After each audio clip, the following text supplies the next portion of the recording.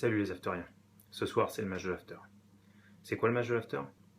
Certains vous diront que c'est un match de gala, où les journalistes de RMC, avec leur Dream Team, rencontrent une sélection d'auditeurs, pour le plaisir. Ce soir, c'est pas un match de l'after, les gars. Ce soir, c'est LE match de l'after. Pas un, le. Cette année, c'est la 2e édition. Mais c'est surtout le match des 10 ans, les gars. 10 ans de cette émission qui nous a élevés au foot. 10 ans de cette émission qui occupe nos soirées entre 22h et minuit, qui nous accompagne en allant au boulot le matin ou pendant le footing. Pendant 10 ans, Daniel, Gilbert et tous les autres ont donné tout ce qu'ils avaient à chaque émission pour faire de l'after la référence des émissions de foot qu'elle est aujourd'hui. Pour ce match, on doit s'imposer cette même exigence qui a été la leur pendant 10 ans. On doit être à la hauteur, les gars. Dans 10 ans, le match de l'after sera une tradition. Ce soir, c'est à nous 23 d'écrire cette tradition. Alors attention pour ce match, les gars. Après leur défaite de l'année dernière, Gilbert et sa bande ont essayé de tout ficeler, de A à Z, pour être sûrs de prendre leur revanche. Pourquoi on est là, nous, les 23 ? Parce qu'ils ont eux-mêmes sélectionné leurs adversaires, nous. Sur des critères techniques ? Pas du tout. Sur l'assurance d'avoir au moins un gardien et un gaucher dans la liste des 23 ? Pas du tout.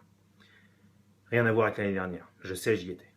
Cette année, on est sélectionné sur des vidéos humoristiques. Quand on voit le niveau de Julien Cazard lors du match de l'année dernière, on comprend mieux pourquoi ils ont choisi l'humour comme critère de sélection.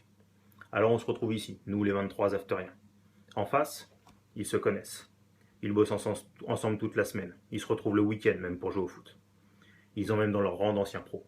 De notre côté, on ne se connaît pas. On n'a jamais joué ensemble et ça se trouve les gars, on ne se retrouvera jamais, peut-être même jamais après ce match.